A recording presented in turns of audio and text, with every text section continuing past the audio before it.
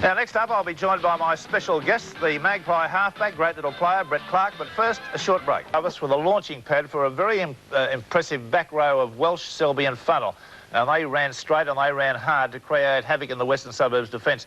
Naturally, the backs lapped up the great supply of good ball they were offered, but most of these things emanate from the forwards. The loss of Bruce Clark and Wilfred Williams before the game would have been a bit of a blow to Western Suburbs.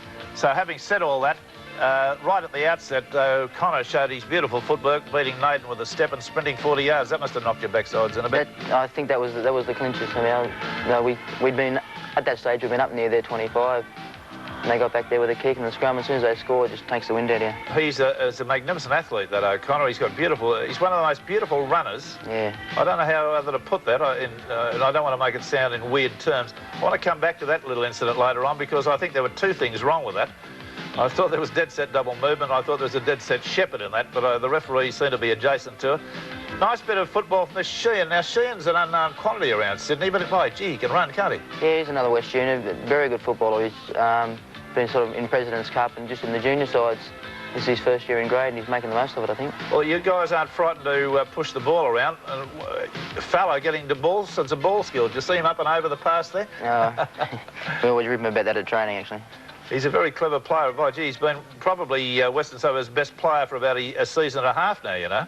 He's been doing it consistently well all the time, that fella. Yeah, I think he's one of the most consistent hookers probably in Sydney. Yeah, there's no question about that. I've been mentioning his name now longer than anyone else. Beautiful little grubber kick for Slippery Morris to come in and score the try. I thought St George Pack played particularly well because perhaps of the cooler weather. They've been a big pack and a lot of big men get let down badly in the summer. That seems to sap the energy. O'Connor and Johnson were a great centre pair for St George on the day. Haddock and Lane quickened service to the backs, made the back line look a lot better.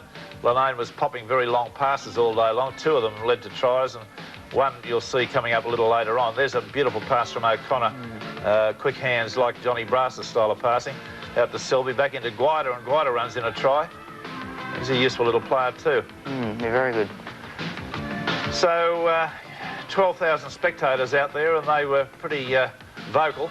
There's a nice pass from Brett Clark, getting a pass away underneath the body there to Petherbridge, who's taken out by Burgess, and the penalty awarded, quite rightly. Petherbridge's progress stopped after he'd kicked the ball, and the referee being told. Now, a long pass from Lane. Watch this one. Straight to Kinsella. That's a beautiful pass, about the length of a cricket pitch, wasn't it? Yeah, it's a very good pass. He's pretty good with those, Steve. He does it consistently, like every week. He certainly does. I mean, Kinsella, curiously, has been dropped as a result of that game, or a result of the Panasonic Cup game in midweek. I would have thought perhaps that try and his positional play in that game might have held him on there. The loss of Brett Gale early in the match was not much help either, was it? No, once you lose a player that early, I think it tends to throw your plans off a bit. Now, the bad news I had from his brother Scott yesterday was that he's out for the season. Apparently, yeah, he's got to have an operation, I think, on his ankle or his knee. That's terrible. Yeah.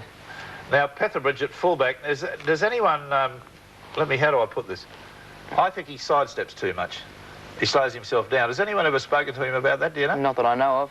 It's just the way Rod plays. He's played the same. But sometimes he sidesteps. That's the first thing he thinks of doing instead of just running sometimes. Yeah. And he stretched out beautifully and scored a try yesterday, which we're going to see in a minute. But sometimes he just seems to want to sidestep. It's on his mind all the time. Yeah. OK, you're not the man to discuss that with. I'll discuss that with him one of these days.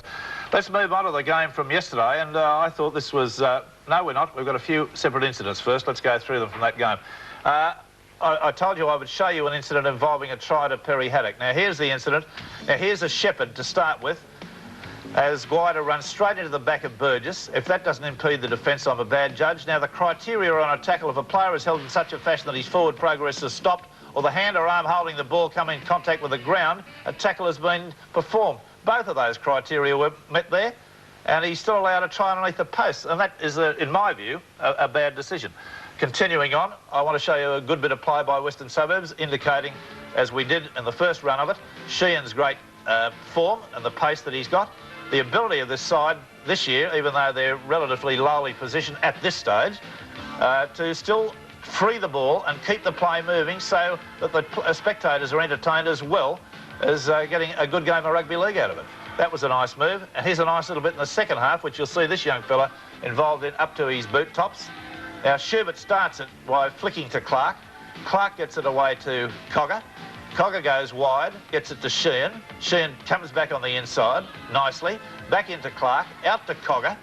And here's a bit of bad luck because it comes to Rawlings, and then Young is able to knock the pass down, and it was a good decision by the referee because it came off a Western Suburbs player back into Naden's feet, and he was in an offside position when he touched it. So that was sad, but it was just a bit of bad luck that I think. Just one of those things that can happen, but a good bit of play.